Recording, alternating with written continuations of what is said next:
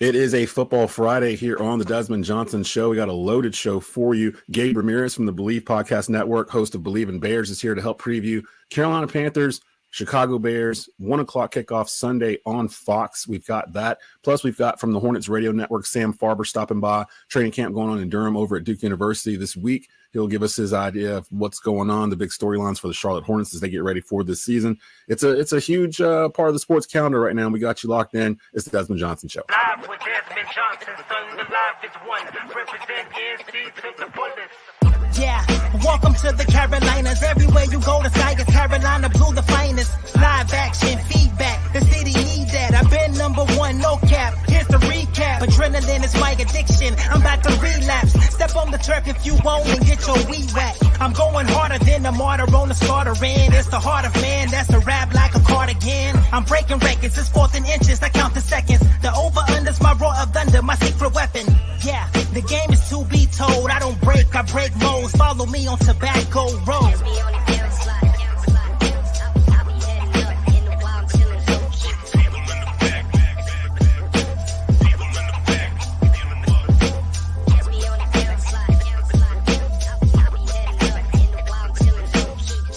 Desmond Johnson, son, the live is one. Represent NC to the fullest. And welcome into the Desmond Johnson Show. I am your host, Desmond Johnson, joined by Gabe Ramirez from the Bleav in Bears podcast. What's going on, Gabe? How you doing on this Friday? Good, man. I just realized I got to give myself some of my boys to make me a nice little intro like that. That was nice, man. I like that. Yeah, shout out to James Glenn, old friend of mine who dabbles in music. He's done that. He's done our high school football preview intro theme. So shout out to him for doing that. Panthers, Bears, 1 o'clock on Fox. Kind of a tricky game. The Panthers and the Bears have been kind of linked together at the hip the past couple of years due to the ineptitude of the Panthers front office to just send draft picks up to Chicago. So a lot of Panther fans are kind of unintentionally following the Bears to see how you guys do, because you got some of our guys and you've used some of our picks. So we're kind of inexplicably intertwined right now.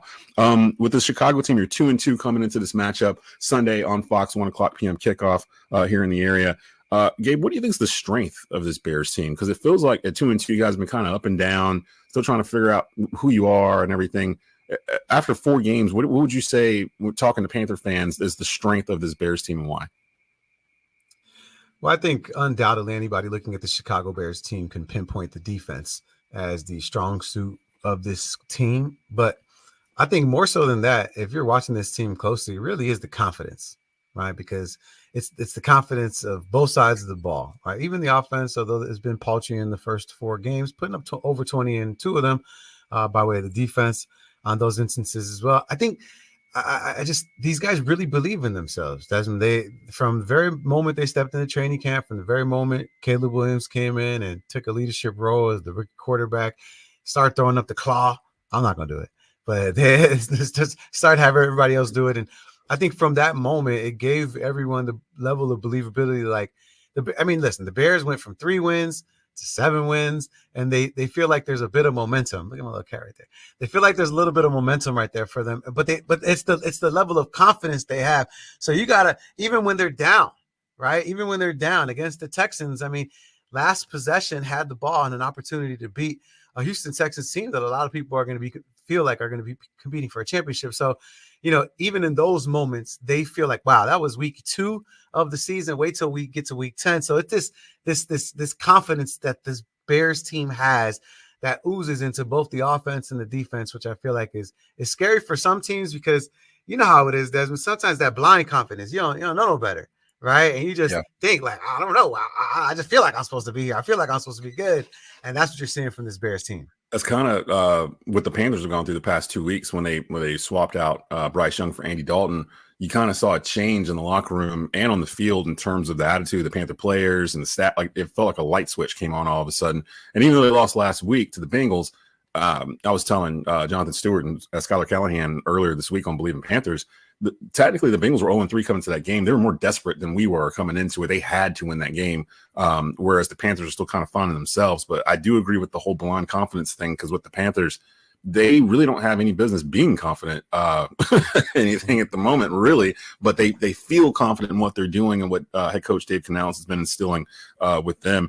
Follow Gabe over on X at Chicago_Gabe. Gabe Ramirez, host of Bleav and Bears, joining us here on the Desmond Johnson Show and this Bleav and Panthers Extra, which reminds me, I do need to get off this Bet Online read real quick while we're doing everything here. Bet Online is the world's most trusted betting platform and your number one source for everything football. Bet Online has every stat, every matchup, and even live odds and spreads to bet on during the games. Think you know your stuff? Get in on our $200,000 mega contest and pick 5 games against the spread every week for your chance at weekly prizes and a share of $200,000.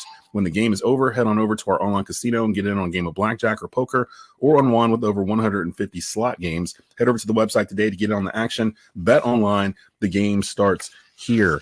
And Gabe, we were talking about the Bears and their strength. Their offense seems like it's kind of struggling a little bit, which is natural with a rookie quarterback coming in there. What's the biggest issue on offense in your eyes when you're watching them on the field right now? It's interesting, Desmond, because Caleb Williams addressed the media yesterday in Chicago, and someone asked him, what is the identity of the Chicago Bears offense? And he said, I don't know yet. He said the team doesn't know yet. And I thought that was interesting because you're 4 weeks into the season and you should have some sort of grasp on what it is you're trying to accomplish. And I think, it's not only the rookie quarterback, it's also the brand new offensive coordinator. I've been having these conversations at length with people. And my first question that I asked them is, who's the offensive coordinator of the Seattle Seahawks right now? Most people can't just rattle that off the top of their head. Why? Because nobody's paying attention for who's the offensive coordinator at Seattle. Chicago, Caleb Williams, Bears, national media, all eyes are on you. So it's a different level of pressure on Shane Waldron that he's not necessarily used to. He's a shy guy. You see him shaking on the sidelines. So you see the meeting with Mercedes Lewis, the 40-year-old veteran, with a lot of the offensive captains saying, hey, man, you need to coach us harder. Hey, you need to, let's when we're feeling something, let's ride that out. And so they themselves, along with the coaching staff, do not understand what their offensive identity is. So to me, that's the biggest weakness in the present. For me, it's very simple. You still got to play Bears football. You have a bona fide defense, so you have to run the ball. You signed DeAndre Swift, and I understand it wasn't necessarily working at first, but you say that if you only look at the box scores. If you watch the games, DeAndre Swift was effective. The problem was they didn't feed the beast like they should do in most instances. They give him one carry to the outside, then it's 3 straight passes.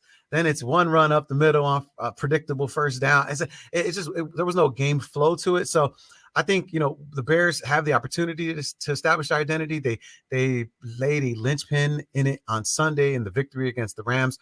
Run the ball, quick dump offs, let your skill players do their job. Cole Kmet, DeAndre Swift, you saw both of them really establish themselves as fail safes for Caleb Williams in that last game. So if they can continue on that path and be a team that can get in third and short, 30 manageable, and they're not afraid to run it instead of having Caleb Williams air it out 50 some times, I think they'll understand that, a balanced attack at this point in Caleb Williams' career is the right approach for him. Let's stay right there with Caleb Williams. Thoughts on rookie quarterback Caleb Williams, number 1 overall pick, used the Panthers pick to pick him. Did the Bears, you've had 4 games to watch him so far, which might not be a large enough sample size, but did you think the Bears got the pick right? Any buyer's remorse? I know there's a natural pushback for, like, say, Jalen Daniels, who's having a great season with the Commanders right now, is in the same class, Heisman Trophy winner. Do you have any buyer's remorse? Would you rather have Daniels right now than Williams, or are you good with the pick with Williams being number 1 overall? Great with the pick. Love Caleb Williams. Any guy that can come into an organization that has a losing culture, let's be very clear, and literally change it in a matter of weeks is somebody that I can get behind. I love confident people and that can back it up. I love my Tom Brady's. I love my Floyd Mayweathers, right? I love those kinds of people. And I feel like Caleb Williams is that. He's dealing with adversity for the first time in a long time at this level.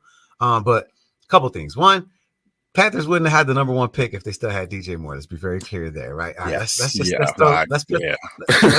put that out there, all right? Because I'm tired of people being like, oh, they got the Panthers in it. I say, yeah, but if you put everything backwards, they wouldn't have had the number 1 pick. So let's just leave that there. Then when it comes to Jaden Daniels, I do enjoy watching college football. I did think he was the beneficiary of a Malik Neighbors and a Brian Thomas Jr. in the LSU system that was already established, where he just had to come in and be a plug-and-play quarterback. Mm-hmm. But, Desmond, I talked to Herm Edwards yesterday on my radio show here in Chicago on 670 The Score. Herm Edwards, former head coach, obviously coached Jaden Daniels at ASU. And I asked him that. I was taking a shot at his quarterback. I was like, I got to be honest, coach. I was like, I really thought he was the beneficiary of that. And he's like, nah, Gabe, he's the truth. He is really a really good quarterback. I saw it from the very beginning when Herm Edwards actually recruited him to ASU. So, a lot of good backstory there. And we were able to talk about the two quarterbacks, but he feels as though in Chicago, we certainly got it right? If you're looking at statistics, was Jaden Daniels the best quarterback in college football last year? Yeah, he won the Heisman Trophy. He had two great stud wide receivers with him. It looked the part.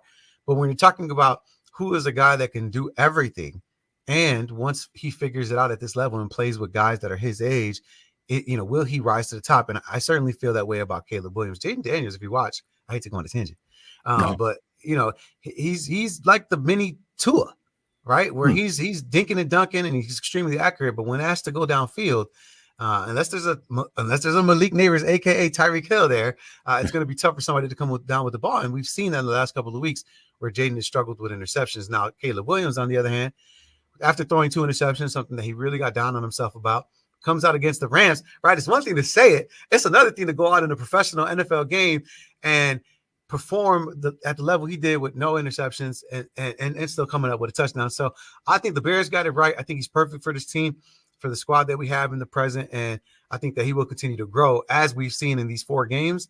And I think by week 8, 9, you're going to be talking about a polished quarterback. Okay, so because I had some doubts about Caleb coming in, but granted, I hadn't seen a lot of him in college, but I knew he came from that same tree that basically produced Kyler Murray and Baker Mayfield. It's the quarterback thing. He can play quarterback. That's not really the question. I think it's really more do the Chicago fans look and see all the hype that Daniels is getting with this fast start from the Commanders and wonder, oh, maybe we did the wrong thing. But it sounds like you guys are pretty much in the Caleb Williams camp. The NFC North, man, what is going on? Like, why's the NFC North so good? Did you expect the Vikings to be 4-0 coming into this season and Sam Darnold being mentioned as an MVP candidate? Like, was that because to us, when we were doing our picks for the season, the Vikings were kind of an afterthought almost, because we felt like, well, we don't know how well they're going to be a quarterback. We just had Sam Darnold, so we kind of know what that's going to look like. And then Sam just literally goes out and plays great football, and I keep forgetting he's only 27. Like, it feels like he's like a 14-year vet or whatever. But he hasn't been in the league that long, and he was, I think, the number 2 pick in his draft when he got drafted. So Minnesota, maybe Justin Jefferson actually be listed as MVP, not Sam Darnold, because I do feel like that's a lot to do with what Darnold was doing. But did you expect them to get off to that start? And your thoughts as you look around your division? You got Green Bay and Detroit was a darling pick for the Super Bowl. Like, what are you looking at when you look at your division right now compared to where you are as the Bears? Yeah, it's a great question. I mean, obviously you're on the bottom looking up and trying to claw your way to some sort of level of respectability. But I think Sam Darnold, once again, if anybody that don't have the NFL app, buy it. It's the best $100 that you've ever spent. You can watch condensed games in 30 minutes, and it allows you to really go back and see what actually is happening in these games. Sam Darnold shouldn't be the MVP. The MVP should be the offensive line of the Minnesota Vikings. Facts. Yeah. If you sit there and watch any game, particularly the last one against the Green Bay Packers, Sam Darnold has all day to throw, right? And give any quarterback that's highly touted like Sam Darnold was endless amounts of time to throw, and then let him throw it to Jordan Addison and Justin Jefferson. Yeah, he's going to be all right. You get Aaron Jones, the wily veteran out of the backfield that can catch because he's used to catching passes from Aaron Rodgers and Jordan Love. So, it's a good offense, but the offensive line is the darling, and I think that's what really stands out. Sam Darnold, when put in pressure situations, as you saw at the tail end of the game against the Packers, he will crumble. He will throw that Matthew Stafford interception in the fourth quarter where you scratch your head. He's due for it. But when the pocket's clean, when he has time, he is making people pay on a beautiful sunny day in Green Bay yesterday. So it is shocking. Is it sustainable? I think that'll be something that we'll have to see, right? People get injured, rosters shift, and can Sam Darnold continue to rise above and when faced with adversity? That remains to be seen. But in the present, he's surely looking well. Jordan Love, a bit of regression. I think a lot of people expected that from Jordan Love. The injury may have done that a little bit too. Yeah, injury for sure got into him, and I think teams are facing him a little bit differently, and so, yeah, he has a level of believability in his arm where I said I usually like it when people have confidence but can back it up. He did it last year. This year, struggling a bit for Jordan Love is. And then the Detroit Lions, I really, really am impressed with what they've done so far, because I was concerned with their team and how they would respond being the hunted instead of the hunter, right? And week in and week out, getting teams' bests. And they've responded, and they've been pulling out, their offense is great. Jared Goff's been just lights out, speaking of guys that are resurrecting their careers like Sam Darnold. So, I mean, it's a tough division. Some would say it's the best in the NFL. And I think that the Bears, luckily, don't face any division opponents to the second half of the season. So they get an opportunity to get their feet underneath them, figure out who they are, find out what they do well, and then execute it at a high level against their divisional opponents in hopes to make some sort of in the hunt for the playoff kind of push at the very end of the season. So the Bears going into this game 2-2. Panthers are 1-4, or 1-3, excuse me, on the season here. Give me your prediction. Bears, Panthers. Give me a score. I'm kind of thinking maybe like a rock fight. Although to be honest, I saw a graphic. The Panthers defense has been decimated. I think there's only like 4 starters from week 1 to right now. No Derek Brown, Shaq Thompson's out for the year. I think Josie Jewell, I don't think he's playing. The whole thing is kind of banged up, so I'm not even sure who's going to be out there for the Panthers defense. But give me your prediction for this as the Panthers travel up to Chicago for Panthers Bears. Yeah, I'll be at this game, so I'll be rooting for the Bears' victory. And I do think the Bears are going to try to reestablish the run, something they tried to do against the Colts, who first 2 games of the season had opponents rush for close to 200 yards. Bears are trying to duplicate that. But as you mentioned, right, the Bengals came in with a chip on the shoulder, 0-3. The Colts are the laughing stock of the league, giving up 200-plus yards on the ground, so they wanted to prove a point, and they were 0-2 as well, trying to get that victory. So I think they're going to try to reestablish the run against the Carolina Panthers and really try to figure out the identity of this team. And hopefully DeAndre Swift, Roschon Johnson can get the Bears in 3rd and short situations, pick up first downs on 2nd down, and allow this offense to sustain drives, because that's what they're going to do. They're not going to try to score quickly. They're going to try to control the clock, time of possession, put Caleb in 3rd and manageable, allow them to, get first downs that they're capable of getting, and then play defense on the other side. So I think it's going to be 2013. I know Andy Dalton can put up points. That I do know. Andy Dalton can move the ball. Xavier Liga is great. I love Deontay Johnson. So I think, I know they can move the ball, and they will put up points. To the Bears defense will be a bit stifling. So they might get in the end zone once, couple of field goals on the other end. Bears, 2 tutties, 2 field goals. That sounds about right to me. So 2013, what you got over there, Desmond? Similar. I feel like it's a game that I think the Panthers can win, but again, the defense is so banged up. I'm not really sure what to expect when we get up there. I do agree. Andy Dalton has proven that he's going to be QB1 for the rest of the year for the Panthers. And I think it'll help Bryce Young's development as well. This whole throw him out there as soon as you draft him type thing. It works every once in a while, but more often than not, it doesn't. And so I don't have a problem with them sitting Bryce so he can learn of that like Andy Dalton. And he has been dealing the past 2 weeks. They have been scoring. And,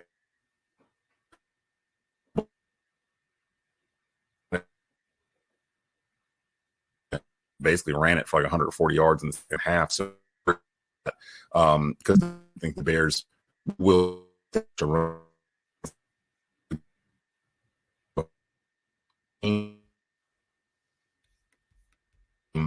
I'll go. I gotta go with the Panthers. I'll just say Panthers 2013. But I think it's gonna be a close. I think it's gonna be a close matchup. I think it'll be a rock fight, and we'll see what happens. But you can follow Gabe again on Twitter /X at Chicago_Gabe. He is the host of Bleav in Bears, part of our Bleav podcast network coverage of the NFL, all 32 teams. I believe all teams have a former player with them now at this point.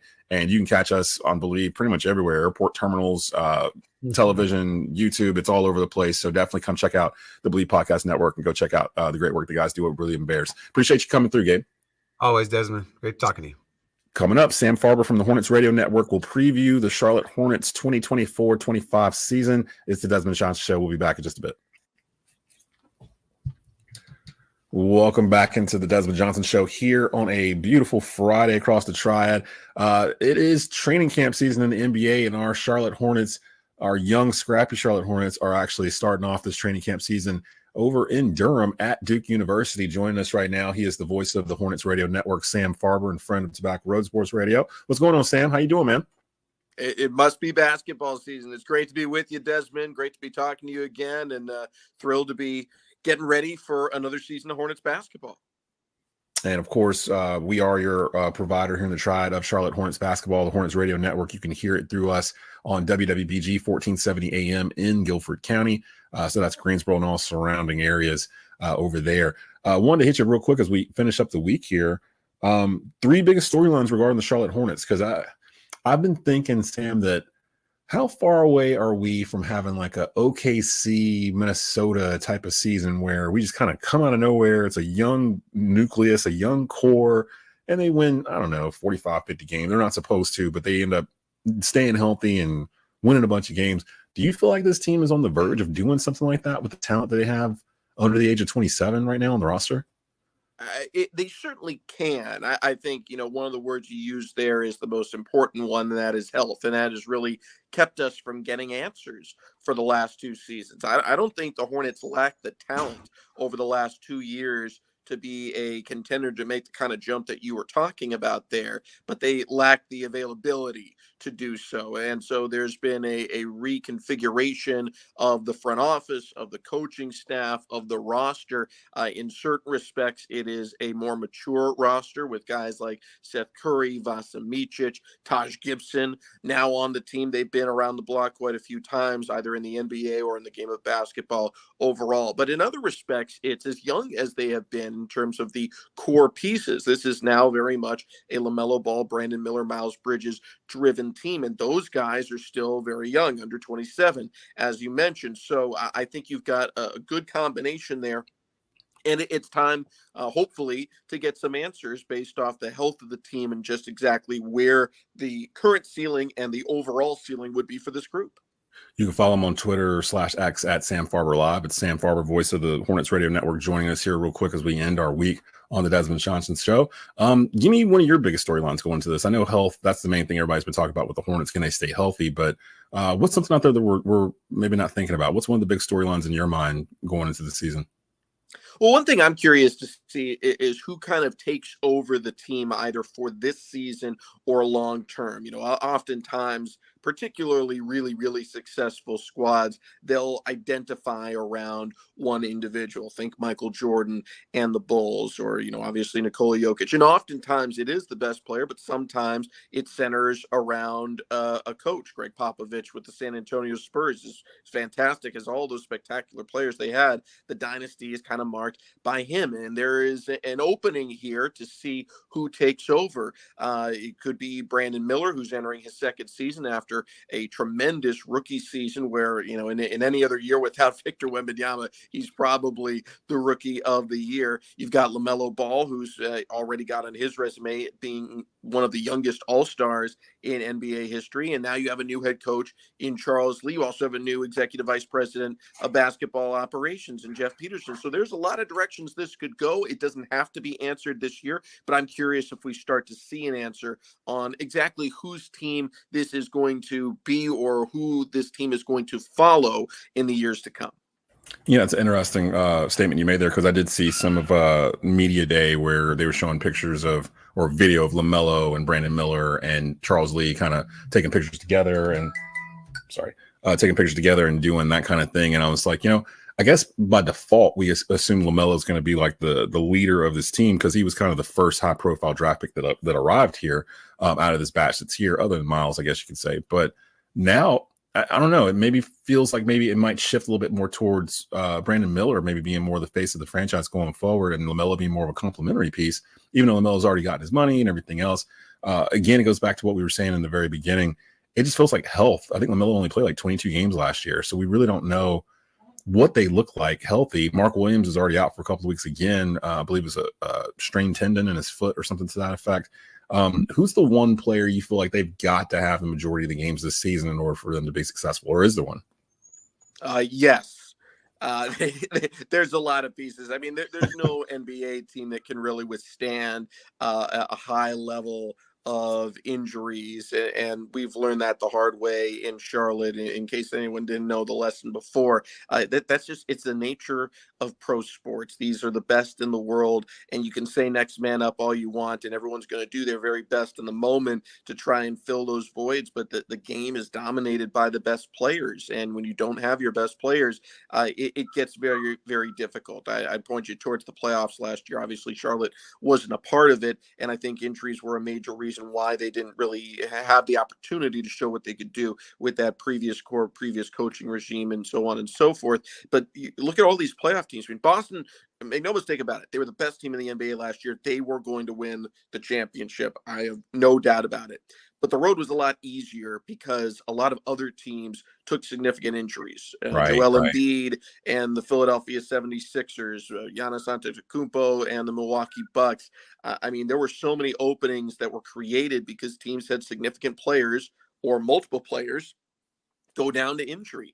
And so, that's always going to be the first question that you have to answer. The first hurdle you have to get over is the health one. And if you can do that, then you can start to show some more things about the team. And by the way, we've got some good history with the bulk of this core already. You go back to LaMelo Ball's All-Star season, that was a 43-win team. That's an above 500 record. Most years, that's a playoff record. Just so happened it wasn't that particular season. But there is reason to believe, ample reason to believe, I should say, that with a healthy core and a healthy team, for the most part, this team can make an enormous jump. Real quick, just kind of looking outside of Charlotte around the league, anything that you noticed this offseason that made you kind of like go, oh, that's different? I mean, we just got off of this, Charlotte's involved in it, this 3-team trade with Karl Anthony Towns going to New York in exchange of Julius Randle, Dante DiVincenzo, and I believe a third player. Charlotte's involved in there because of salary cap stuff. They had extra money, so Charlotte's going to end up getting a player and some considerations after this as well. Thoughts about the Eastern Conference as a whole, as you look at Charlotte, as you prepare to get ready to start announcing these games again? Who are the couple of teams after what we just saw in the playoffs this past year? Who are the couple of teams that you're kind of looking at that may have similar things? Young core, going to be around for a while, but they're like a step or two ahead of Charlotte in terms of they're already starting to experience winning and going through that struggle. Well, I do think Boston is number 1 and 2 on the list. They've proven it now, winning a championship, and they are so loaded with talent. It's remarkable given the way that the rules are, how they've been able to construct that thing and put things together.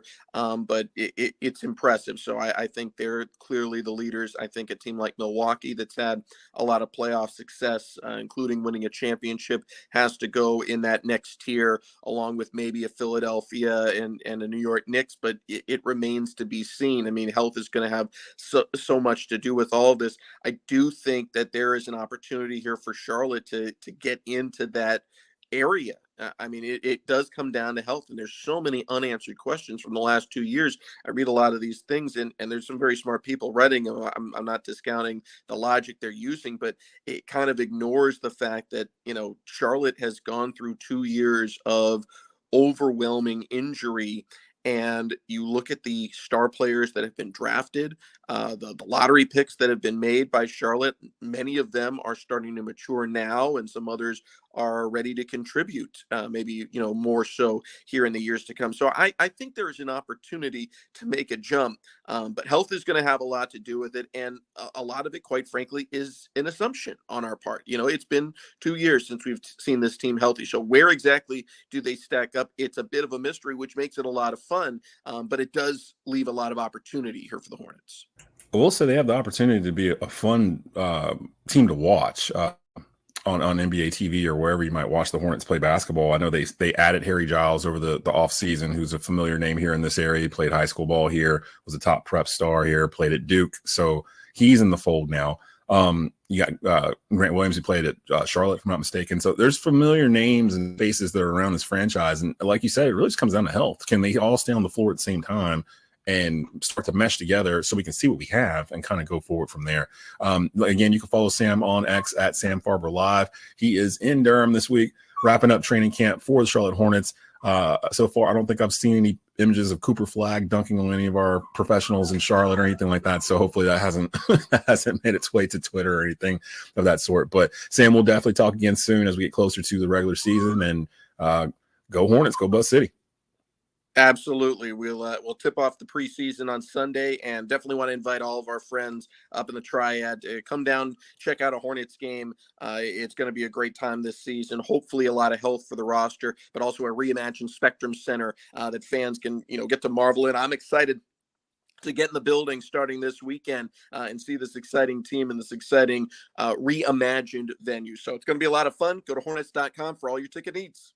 I've told some of the ones on the radio side, I get sweet tickets for being one of the producers that help with this up in the Triad, and I've never used them, not once. And I'm like, I'm going this year. Me and my wife are going to go down one time. Me and my buddies are going down another time. I just have to pick a date that's not blacked out, so it's not the Lakers or something like that. So definitely going to try to get down to Charlotte this year and take advantage of one of those suites of the newly redid Spectrum Center. So Charlotte Hornets right around the corner. That's Sam Farber, and that's another edition of the Desmond Johnson Show. We will see you after the weekend on Tuesday with our weekend wrap up with Jalen Gilkey from WFNY News 2.